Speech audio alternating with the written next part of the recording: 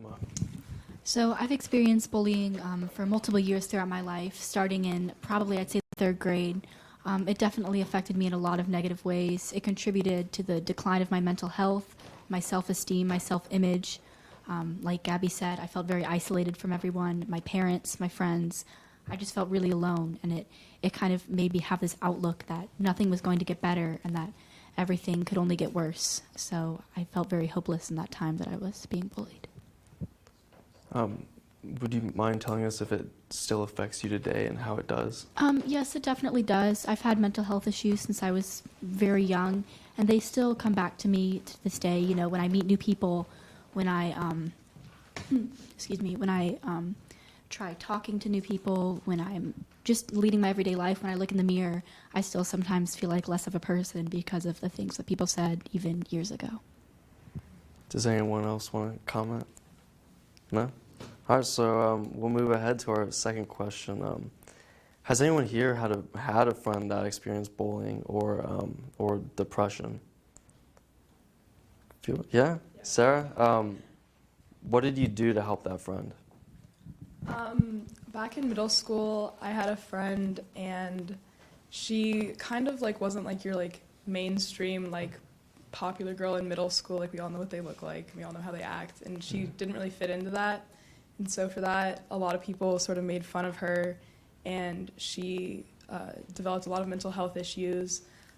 She began to self-harm, and I, being only like 13, 12 or 13, I was like, felt like I was in over my head because I felt if I went to her parents or if I went to my parents, like things would get out of control, and it affected me like really deeply because I felt like I could lose my friend at like any moment. And I felt like if I went to an adult, it would just make things worse because she had like spoken to me multiple times and been like they don't understand and it's just gonna get worse for me, so you can't tell anyone.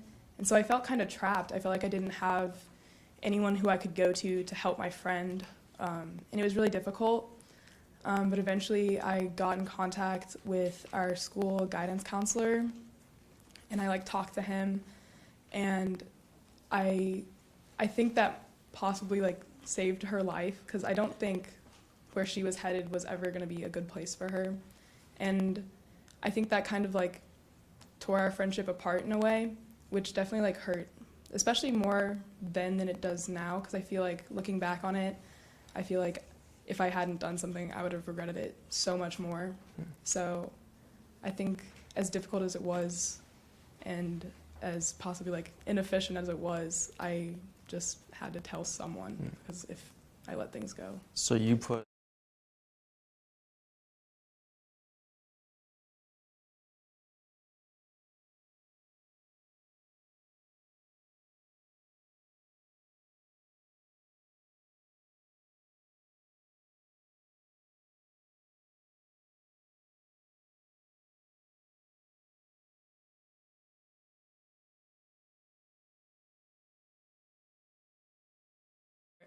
Yeah, it can definitely become, like you said, a burden, right? And you can almost feel of more of a hindrance than a help to this person, because you're kind of trying to take on those like negative emotions that this person is feeling, and then turning it into, trying to turn it into positivity, which can take a toll. And I dealt with this, in middle school. I had a friend, and he wasn't like, the normal kind of person, a little quirky, like to do his own things. And for that, people really like judged him. They kind of ostracized him, wouldn't want to hang out with him. And he would always say, Madison, why don't people want to hang out with me? And I'd say, I don't know. People can be wild sometimes. And I would try to speak to my friends about it, but no one would be listening. And it definitely does make this feeling of helplessness and negativity, because you don't really feel like you can do anything about it. Mm-hmm. Anyone else want to comment? Yeah, Gavin?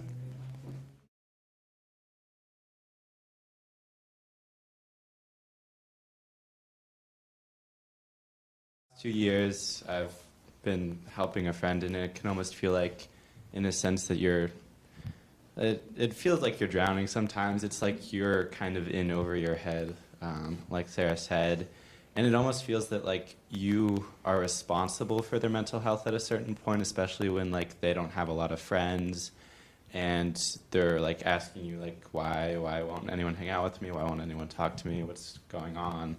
And it just kind of feels overwhelming. But what I've found that's worked, at least in the last year, is it's hard, but just always being there for them is a big sign. It just gives them a little bit of hope. But also, if you do have a good group of friends, or at least a good friend, you can slowly bring them into that person's life too, and then it's no longer so burdensome because it takes a village. Yeah. So, so a couple of you have talked about, helping out a friend and taking their struggles, but I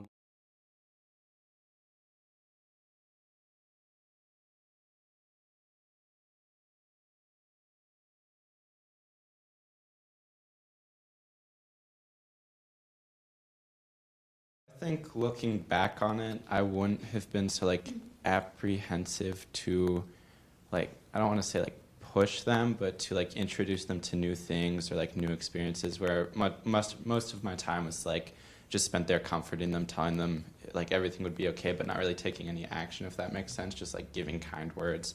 And I think I would have definitely approached it in a way where I would have introduced them to new people, new things, like make them join clubs, I guess, like just give them new opportunities and new things to look forward to each day, opposed to having nothing, like just dreading school and dreading your home life. Emma, you want to? Thank you. So yeah, I definitely agree with Gavin. I felt like it took me a while to actually take the step and kind of do something about it, rather than just, as much as, talking through it with them and, being there for them. It helps, but sometimes you can't do it on your own, especially because I myself was dealing with so much at the time as well. It felt almost too much. And so, you just have to decide, even though if your friend is harming themselves and they say don't tell anyone, you have to put their safety into account. You have to sometimes, take that and just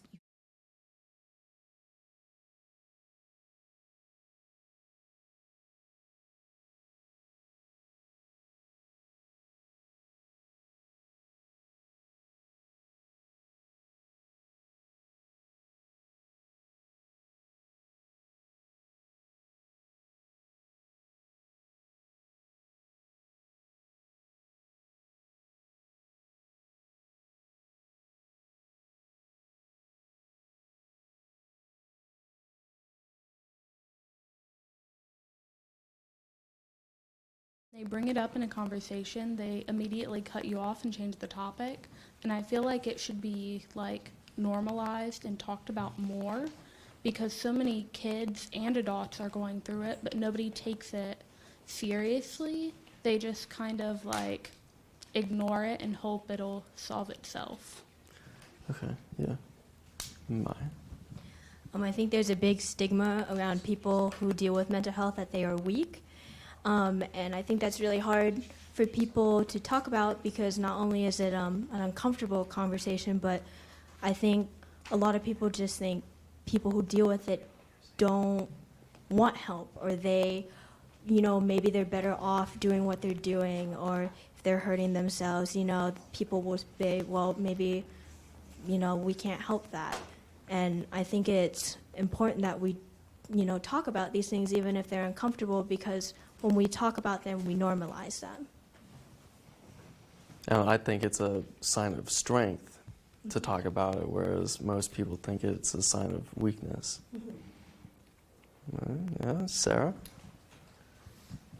I think like the stigma that's associated with bullying and like mental health, I think it makes the people that are suffering feel like embarrassed, and I definitely feel like a lot of times that is the case, and you feel like you can't tell anyone, and like because it's not been normalized and because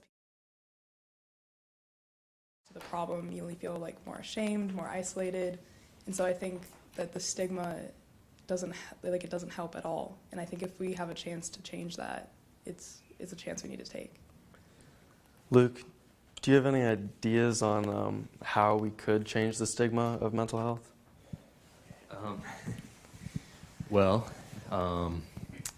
I mean, I know like the brain is sort of like part of your body. So like, I know that sounds kind of like cheesy, but like it's the same as, I don't know, if you break your foot or something. It's like, Right.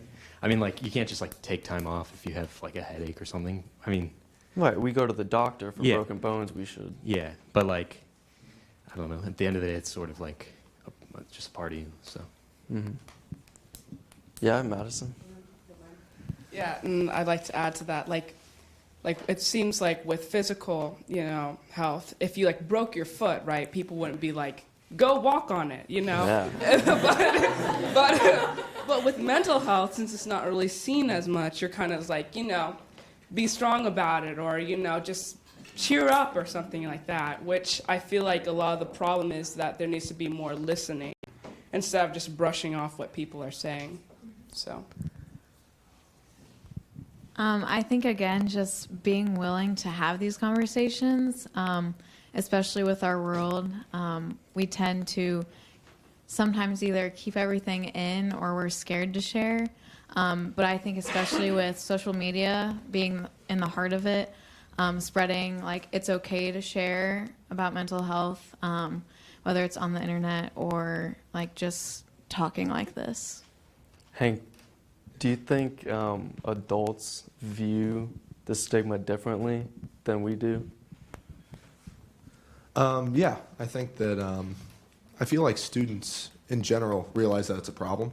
I mean, this isn't talking to all adults by any stretch of the imagination, but I think the general consensus is that we often misinterpret mental health for like just mood swings or just regular teenage stuff.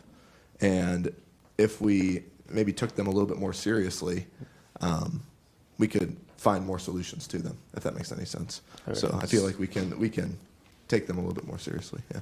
Okay, so does anyone else feel like adults view the stigma differently? Sydney? I feel like it wasn't really a problem as much during adults' generation because social media wasn't as big and there wasn't as much bullying and hate and people just going against each other. So they don't really understand what we're all going through because they never had to go through it. And it's hard for them to like know because they've never went through it. And they just view it like Hank had said, just another teenage problem, like a mood swing or something like that. Yeah, so not that it's being adults that's the problem, it's the fact that there's a generational gap between us. Okay, that makes sense. Gavin? Yeah, I also just feel like they don't really know how to like just not necessarily diagnose it, but like help with it. I feel like a lot of time it's like, oh, just cheer up, it'll be okay. Like, that's not really helpful to anyone with like depression, to be perfectly frank. Like, I feel like there's a big thing of just like, walk it off, kind of like Madison said, which like really doesn't work. Because a big part, even if like there were mental issues during like any earlier generations, it was much more about like, keep it quiet, we don't talk about it. And I feel like that's kind of like stayed part of their culture. It's like something they don't really feel comfortable discussing, and I think that's like the biggest hindrance to actually like getting anything done. Yeah, I agree. So basically, like what you just said, like back then it was kind of like, yeah, we're not going to talk about it, like you'll figure it out kind of thing. It's like brushing something under a rug and saying, I'll get back to it. Like, it's still there. Covering up the problem isn't going to make it go away. You have to deal with it. And in order to do that, you need to reach out, and people need to reach out to you and help you. And so covering it up, acting like it's not there, is just going to make it worse. Because when you don't clean under something, what does it do? Collect more dust. Like, it's not just going to stay that way. It's going to get worse. So you're going to need to do something about it instead of just letting it stay there. Yeah, slapping. Ethan, do you think there's any way adults can start to see it through our eyes? And do you think there's a way we as kids can get them to understand that it's a teenage mood swing, that it is actually depression and a mental health issue? I mean, like what we're doing right now, like informing and spreading awareness to other people, I think is a pretty good job already of how we can like inform adults, because I know they don't really, it's harder for them to understand, but I think for what we're doing right now is a good step in the right direction of how we can really make them care and appreciate, or not appreciate, but like, you know, understand what we're going through. Yeah, spreading awareness to them, I think is a big step to getting them to understand, you know, what we're going through. Yeah, Peter. I think a big thing that separates physical injuries versus a mental health issue is that it's really hard to talk about a mental health issue. It's not just like emotionally difficult, people don't talk about it, so it's weird to bring up. It's more that it's harder to articulate what exactly is wrong. Because with a physical injury, you can usually pinpoint a moment where I stubbed my toe and it broke, and you know that's what caused it, and you can go and you can get an x-ray, and there's an easy solution to figuring out what exactly the problem is. But when it comes to mental health, it's something that develops slowly over time. And if you go to a doctor and they say, are you sad, or whatever questions they ask, I don't know, there's no one that's happy all the time. So everyone is sad sometimes, and it's hard to put it into perspective of just how sad versus depressed and how intense the swings, or how intense the times of depression are. Whereas with a toe, you can see an x-ray, but with your mind, you have to explain it yourself. And it's a lot harder to explain a medical issue when you haven't been to medical school and you're the only one that knows what's going on. Right, yeah, doctors can't diagnose you until you open up to them and until you let them inside your mind. I mean, you're basically the guide to your mind, speaking out. So we've kind of hinted on, you know, why adults have a hard time, you know, recognizing kids, but what about parents? How come parents are the last ones to know that their kids are struggling? Yeah, Hank. Yeah, okay. There's a lot of answers to this. I don't know about you guys, but the people that I am scaredest to disappoint are my parents. I mean, I feel like that's just something that I've struggled with in my life. And like we said earlier, mental illness is often portrayed as a sign of weakness. And we don't want to be weak to our parents, so they're the last people to know. So. Okay. Personally, too, I think growing up with mental health issues, I was never able to really openly talk about it with even adults, like, who were in my life during, like, school. And I feel like I was scared of sharing with my parents because adults in my life had kind of made me feel alienated for being the person I was or sharing the things I did, that I was scared that if I shared with my parents, I would ruin their like perfect image of me.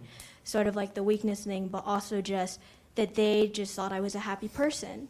And to kind of tear that image away from them, I didn't know how they would react. So I think that can be really scary to kind of do that reality check for your parents. Sarah, you wanted to? One of the things that made it difficult for me to like speak to my parents about my mental health like struggles was I'd suffered from them for like a long time, and I didn't know that I was any different from anyone else because no one talked about it. I assumed everyone else was feeling panicked and lost and was breaking down all the time, but because I didn't show it to other people and because no one was showing it to me, I was just like, okay, this is just how it is. This is the norm. Yeah. So I thought that I was just like everyone else. And when I figured out, like in middle school, when the real life starts to like hit, and I realized that like not everyone was feeling the way I was like overwhelmed, and I was like, oh, there is something wrong with me. And I'm very different from everyone else. And I felt like I was alone. I felt like I was isolated. And I didn't have the words, and I didn't have like the vocabulary to like, as you said, it's difficult to explain a mental health issue. And being so young and not knowing what was going on and not being able to articulate it to anyone, especially, like you said, your parents who you don't want to disappoint, it was really hard. And I think that's kind of why parents are the last ones to know. Either you don't know how, or you're too scared to disappoint them. Yeah. Emma, you wanted to? Thank you. So yeah, I definitely agree. Disappointing my parents is probably one of my biggest fears, and especially, at age 11 when I started self-harming and the bullying was getting really bad, and my parents had first originally found out from the counselor. I just remember how disappointed and upset they seemed, and so, moving forward, I thought to myself, I can't let it happen again. I can't tell them anymore. I have to keep it inside. And so I think that made it hard because, I didn't want my parents to worry about me because I know that they already had a lot to worry about, and I just felt like I was burdening them. Yeah, go ahead, Sydney. I think a lot of it is, like, when I was in middle school, I started going through, like, depression and all that stuff, and I started opening up to, like, the school counselor or adults at school, stuff like that, and they immediately started shutting me down, telling me, oh, it's not that big of a deal, just, like, ignore it, it'll go away, and I knew that getting that from my mom would feel so much worse because my mom's my best friend. Like, I go to her for everything, and it's just like everyone else said, disappointing her is something like I didn't want to have to deal with. And Sydney brings up a good point, because a lot of what we see in schools when we go do these talks is that maybe it's not the kids are afraid of disappointing their parents, but kids are afraid that their parents are going to be negative about those feelings, that their parents are going to say, oh, that doesn't matter, you're fine. Does anyone want to speak to that? Yeah. So yeah, it's almost like, when like the police officer used to come into your room, like to have those talks. And like, I just remember one year the deputy came in and was like, you guys are in, like, I don't remember what grade I was. You guys are in this grade. Like, you guys don't have to be worried about anything. Like, you guys don't have to be stressed. Like, life is so easy. And I just remember, like, that kind of just, like, adults are like, you guys are always happy. Like, children are always happy. And, like, children don't have problems. Like, it's adults that have problems and stuff. And so automatically you're like, so if I have a problem, are my problems not real? And so you're like, so you start thinking in your head, you're like, so if I can't go to these people because they'll be like, just brush it off, you'll be fine. Like, it's not that big of a deal. Like, it's not that deep. Like, you'll be fine. Like, but really, you don't really know what we're going through. You don't really, like, sorry, but has it been a while since you've been a child? Like, now, like, this day and age, like, this day and age, it's just a lot different. Like, it's like we have a lot more to deal with. We have social media. We just have a lot of stuff that wasn't around when these people were children. And so for them to be like, you guys don't have to be stressed at this age, automatically you're like, well, who am I going to talk to?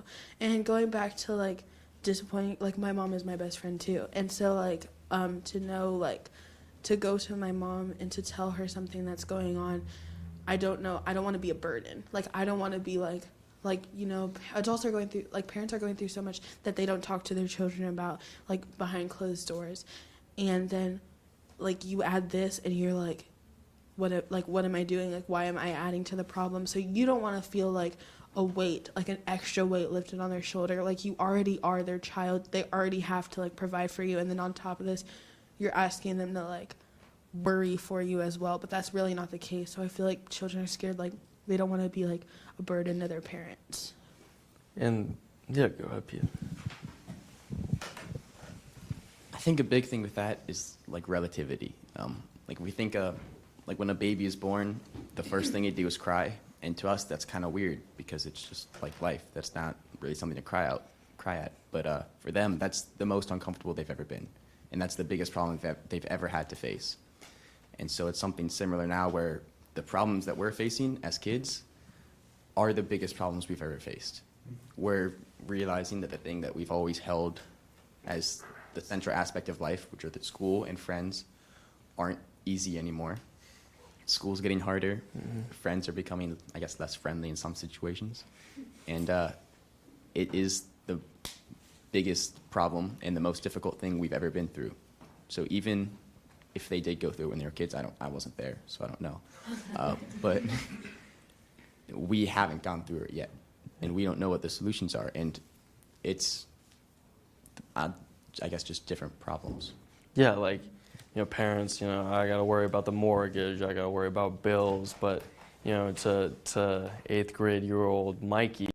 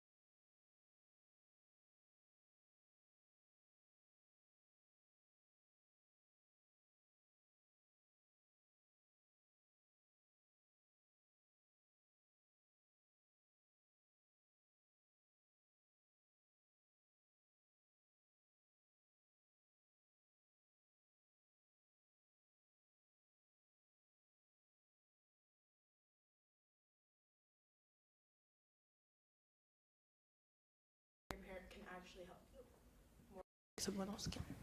yep, it came back.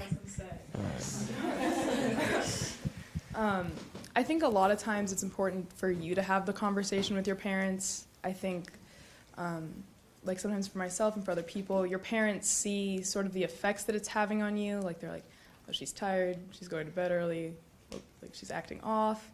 And so I think that leads them, because obviously your parents are worried about you. And so I think that can make them think like, lead them off on their own ideas, so then you have like two different lines going on. And if things do get like really serious, sometimes a school counselor or sometimes a different adult or a different friend is the one that tells your parents. And I think one of the things that you can do to help a parent better understand is to have the conversation like yourself, sit down with them, as difficult as it may be, and just be like, I'm really struggling and I really need some help right now and I don't know what I need to do, but I'd really like appreciate your support on this and I'd really like to find myself some help. So I think it's really important. You're the one that has the conversation. No, it's good. I think a big step in talking to parents is you going to them. Because a lot, like I know with my parents, it didn't really come from them, even though they saw it Yeah. a lot of the time. So, yeah. Kind of going with what Gabby said, recently, like through working on retreat talks, I've kind of had to open myself up and share my story, which I've kind of struggled with because I kind of keep all of my feelings to myself.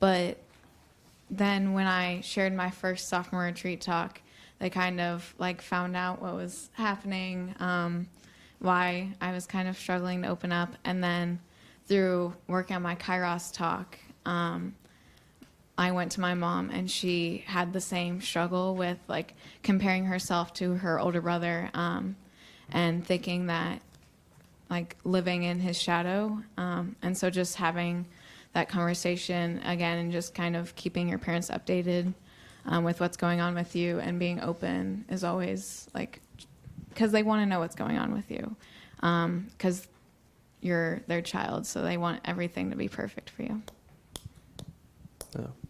Yeah. So everyone, goes through their own battles. I'm sure a lot of us in this room have been through our own personal battles. If anyone would like to speak to those, and specifically during that time of your struggle, was there anyone who you comfied to when talking about your struggles? Was there a specific person you went to when you felt the need to open up? I've struggled with anxiety for a really long time, and I think I went to my friends first because it was more comfortable, because I wouldn't feel quite as bad as if I let them down, because they're not my parents and they're not my family. But I know that I like joked about it, because like that's what everyone was doing. Like if you're feeling really sad or you're feeling really anxious, you're like, oh, I'm so depressed right now, or like, oh, things are really bad, like, oh my god, I'll just kill myself. People say that and all the time. people say it all the time. Like you see people's like Finstagrams, like their spam accounts, and you see them like going off and talking, like the main to the spam is a whole thing, but like they'll say things like that, and you're like, and that's kind of how I talked about it for a long time, and I kind of just like was like, oh yeah, I'm breaking down, like, oh, guess I'll cut my hair. Right. And so like there was a bunch of that stuff, and it was really difficult to talk about, and it's still like something that I struggle with today. And I know for like me personally, one of the hardest things that like I still have to deal with is the fact that like it's not ever gonna go away, and that's like really difficult for me to think about, because like it's something I'm gonna have to learn to cope with. And I've definitely like come a long way from where I started, but knowing that it's something you're gonna have to deal with for like the rest of your life in some way, shape, or form. Definitely not like as intense as it is now, but like knowing that that's something I'm gonna have to like learn to live with is like pretty daunting, especially if you're trying to like take it on alone. Mm-hmm. So I think having support and having people there that like can help you is really important, because if you're on your own, it's really overwhelming. I saw some other hands. There's a question from online that I think might be good.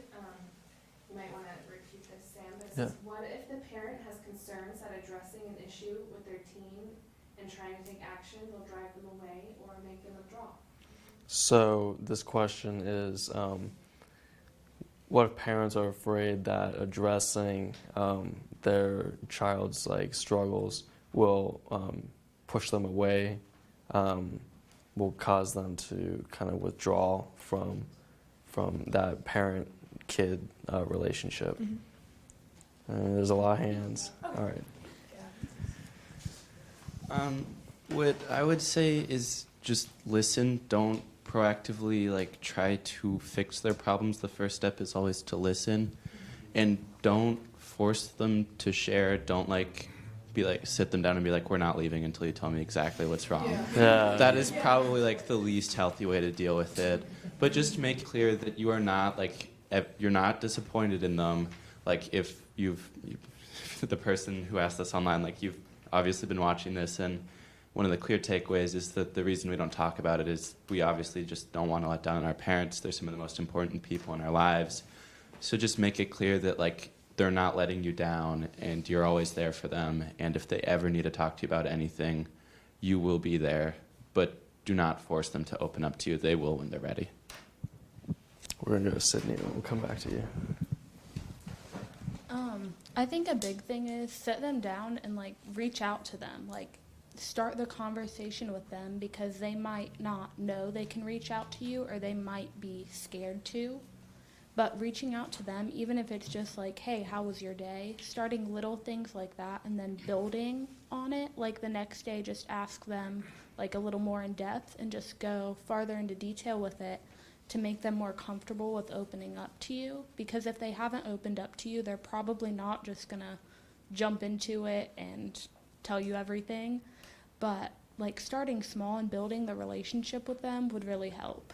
Yeah, it's small little progressions that open people up to each other, not big like, oh, you gotta tell me all this right now, like Gavin pointed out. But Yeah, like what Sydney and Gavin said, just make sure you don't sit them down and you're just like spill. Like don't do that. Like open it up and just be like talk about your day, talk about like the day, like ask them about their day and make sure they know that it's like a conversation between like just like between whoever, like the parents and them, because or else they're gonna feel like threatened. It's almost like an invisible wire is on them and they're like on you and you're just kind of like, what are you doing this for? Like what are you gonna do? Like am I gonna walk into school tomorrow with like 8 counselors coming up to me? Like you want to make sure it's a safe place. Like you want to make sure they feel safe because like if you're nervous about that stuff, then just like go slow. Don't just force yourself like into their lives. You just got to make sure that they feel comfortable. Like that's the biggest thing, is just making sure that they feel safe. Sarah? Okay. I think it's like a very rational fear to be afraid that like your kid's gonna draw back if you try and open that line of communication. But I think one of the things that was like really important to me was when I like opened up to my parents, I opened up to my mom. Like the first thing she said was like, "Well, how can I help?"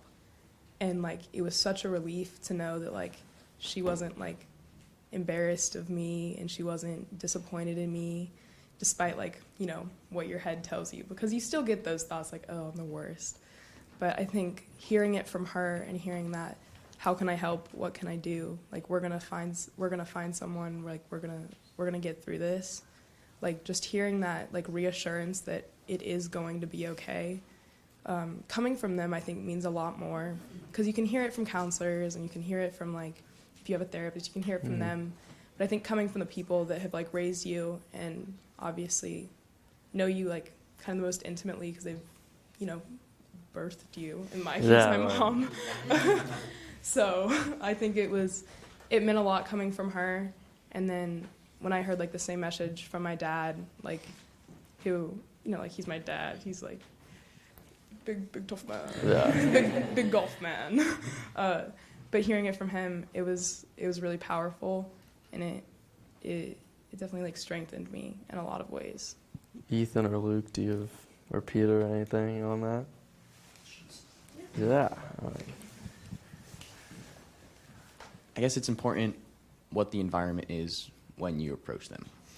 Because like the reason this circle here works is because I guess I know at any point I can raise my hand and the microphone will come to me and I can say what I want to say.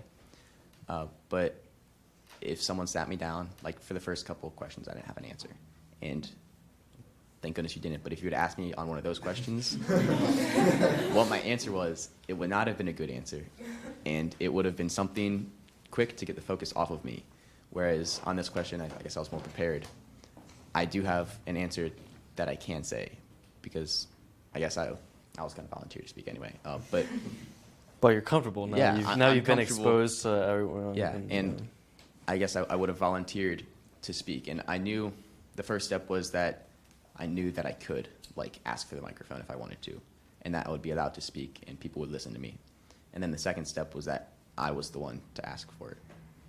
And so that can relate to Yeah, being with your parents. It has to go both ways because you have to know that your parents are going to listen to you, and I guess they have to communicate that it is a safe space. But then you also have to be the one to come forward because that's when you're going to get the most honest answer is when you're ready to tell them. Mm-hmm. Very good. So before we went to this question, we were talking about personal struggles and people you felt comfortable going to. I know Sarah mentioned her friends, but I know there are some other people that wanted to. Sarah or Sydney, sorry. Saw the S. So, leading off of what Sarah said earlier, when I was in 8th grade, I got in a really toxic relationship, and I didn't know how to, handle everything. My hair used to be down below my knees, and I cut it to my shoulders and dyed it bright blue because I was stressed, and I didn't know how to handle anything, and I didn't know who to go to. And then, years following, my best friend's mom reached out to me, and we really, gained a relationship. I still talk to her to this day. And I think it's important to not only have adults reaching out to us, just letting us know, hey, I'm here if you need me, I won't force anything, but also reaching out to adults and building a relationship before just jumping into something and talking to somebody, because you don't know what they would do with the information without building a relationship with them first.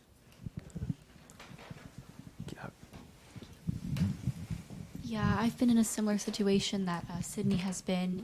I've dealt with mental health since I was about 8 years old. I've always had a lot of struggles. But yeah, when I've gone to my best friends, there's been times where I felt like I didn't have friends. I didn't feel like I had anyone to go to. So then I turned to a relationship, which, as a 12, 13-year-old girl, in a relationship with a 12 or 13-year-old guy, trying to open up about my feelings, sometimes, it wasn't usually the best way to go. And so a lot of times they didn't know how to react to that. And so it ended up not being good for either of us. And so, yeah, it just put a lot more stress on me. Instead, now I know that I should have just gone to my parents and I should have talked to the people that truly know me the best, not some guy that's known me for a few weeks. Yeah.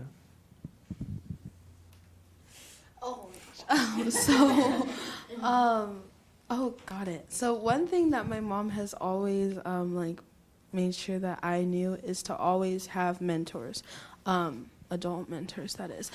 So to always have those couple people in your life that can lead you in the right path whenever you need it, when you're just almost it's like in Dora. There's always that one path, and then there's that good path. When you're on your way to that one path, they can push you the other way. You need those people. And so my goal is to always have those people in my life. And so I turn to those people if I'm not too iffy about the situation. If it's something really personal, I go to my two best friends. And if it's real personal, I go to my girl best friend, or I go to my sister, who's one of my best friend. And I just think I have a lot of best friends. I just think it's important to have those people in your life because I'm complicated, and when stuff is complicated, you need those certain people. You're oh, if this is a relationship issue, I'm gonna go to these people. If this is a school issue, I'm gonna go to these people. To have those people in your life where you know you're boom, this is that. Go to the file folder and just go there. It's just easier to have different people because then you can open up to several different people, and then because if that one person's not available, you don't feel lonely. You have others to go to. So this has come up between a couple conversations, social media. It's a big factor today with kids. I know you all probably have something to say on this, so we'll open that up. Just how does social media play a role in everything we've talked about? Sure. Yeah. I mean, obviously, social media, it really just shows the best of someone's life. And it makes us feel, I forget who said it, someone over here said it, that we feel that we have to be perfect. We feel that no one else is going through what we're going through, that everyone's life is what's on social media. And that is the biggest lie that social media tells us, is that that's our everyday life. It's social media is for our highlights of our life. It's not everything.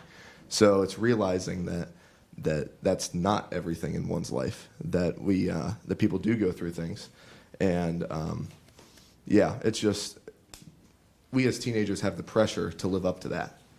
as maybe people in the past haven't had that access to, where they're just sad, sitting on the couch, looking at their phone. They're like, man, this perfect lives.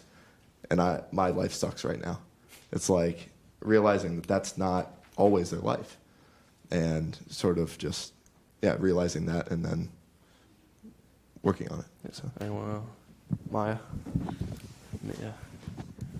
I think a big thing with social media too is differentiating when it's good for us and when it's bad for us. I don't always think social media can be bad in a sense, but there are times that I think we get to a point that we can't look at it anymore. And I think it's important to recognize when we're at that point, when we're scrolling through and getting depressed or sad of looking at people's lives and thinking that that's how it is for them, or that's how it always is, this perfect, picture-worthy lifestyle. But so I think it's important to recognize when we just need to shut it down for ourselves. Good. Sydney, you want to say something? I think one really big thing is Finstagrams. And for parents that don't know, that is an Instagram account for just everything. Like, you post your feelings, you rant, you do whatever. And I've seen so many times where people post pictures of other people and just start making fun of them or saying like how they feel about them negatively, and that always gets back to them. And it negatively impacts our mental health that way, because it's just like somebody else is posting it on social media for everybody to see, and it may be a private account, but that's where they have everybody but their parents. Yeah. So right. So not only can social media show that like, oh, people's lives are amazing, but it can also just be a direct negative impact right on us. Yeah. I just want to say something real quick. It's just funny that you brought that up, because I don't know. I just thought about this. I couldn't imagine just scrolling through and seeing all these perfect pictures and then seeing that of you. Yeah. And it's like, wow, all these perfect people, and then there's me, something bad said about me. Like that'd be awful. It just ruins you. It just ruins you. Yeah. Yeah, exactly. So. And you can be having a great day. You go home, you're in bed at 7, you're scrolling through, okay, don't tell me you don't just like lay in bed sometimes. But you had a great day, maybe even your birthday or something, or you just got a new puppy, and then you're scrolling through social media, and then there it is, and your day is ruined. Yeah. I feel like sometimes it also takes like away from the experience of doing things. Like, you feel like you have to like post about what you're doing. So like, I don't know, sometimes I'll just like not post anything for a long time because I'm like trying to just like enjoy life, see what's happening without feeling pressure. So I think we're running short on time. So one last thing, if there's anyone out there watching this who's struggling or thinking about harming themselves, is there any advice or any suggestions you would want them to hear from you? My advice is just please get help. Please talk to someone, talk to anyone, because having been down that road, it's so hard to get out of that. And I just wish I would have had someone come up to me and tell me, hey, you can talk to me. It's all right. Things are going to get better, because things are going to get better. Because once you've hit the bottom, you can only go up. So please just try and talk to someone and know that you're loved and know you have worth and know that there's so much more to you than whatever problem you're dealing with right now. You are not alone. Like, that is like the biggest thing. I know sometimes we feel like the only person in the universe who has this specific problem. Believe me, I don't know how many people are in the world right now, but like there are so many other people who are going through the same thing, and there's so many people who would love to talk to you and help you get like professional help or anything you're comfortable with. Because like you're not alone, and like just remember that, like, you're not alone. Like, you're not. Yeah. Sydney. This is going to sound really cliche, but if you're thinking about hurting yourself, don't. It's not worth it. And I self-harmed for a very long time, and you eventually, like, it just keeps happening, and you think you're out of it, and it happens again. And then it just pulls you into it more. And I think a big thing with it is reach out to somebody, because I've had people message me on Instagram that I don't even know, and I talk to them and talk them through stuff because I care. There's so many people out there like that they don't even have to know you, and they're there to listen. And like Gabby said, you're not alone. Anyone else? Yeah, like Sydney and Emma have been saying, just try your best to reach out. And even if you don't feel like you have someone in your life that you can reach out to, there are, like, I've seen, posted in my, like, school bathrooms and stuff, there are people that will be willing to talk to you, just sites to look up, and look up just someone to talk to, someone to listen to. So. Yeah, go ahead, Hank. I like how you said it. You are loved. I've got it right here, right next to my cross. You are loved. If you don't believe it, I didn't believe it for a while. Just know that someone died for you. So you're loved. And a lot of us have been saying, and we'll probably close out with this, but a lot of us have been saying, reach out to someone. Friends are great, but I think the best resources that we as kids have are reaching out to our parents. And if that's not an option, I think reaching out to teachers, school counselors, religious groups, clubs, any adult figure in your life, I think would be willing to help. They've been through their own battles. I'm sure going to them and having a kid coming and saying I need help, I'm sure they would partake in assisting you with your struggles. So I would encourage seek help from an adult, because they're the ones that really can make some change in your life. Friends are great, but adults are the ones that will really help you through it. So thank you guys for all being here. We're going to wrap it up. Brian's going to close us out here. So I think that just listening to what you guys all said just hits me in the heart, that what you're saying is so important to not only the students and youth listening in, but for the adults listening in. If you didn't learn anything today, you should learn that you need to talk to your kids. They want to talk to you, and they want you to listen more than anything else. Maybe we all need to listen a little more than talk. So again, I want to thank Kevin. I want to thank Kevin for being here. He's the director of the Peace Museum. I couldn't think of a better place to have this forum. Hopefully one of many that we're going to have. I think these are wonderful ideas to have. Kevin, do you want to say anything about it? I'm amazed at the group of people that I've been listening to for the last hour. You really give me a lot of hope. And Sam, I want to thank you especially for helping organize this. And Brian, you've helped so many people in the Miami Valley. It's amazing. Thank you. And I know you continue to do that.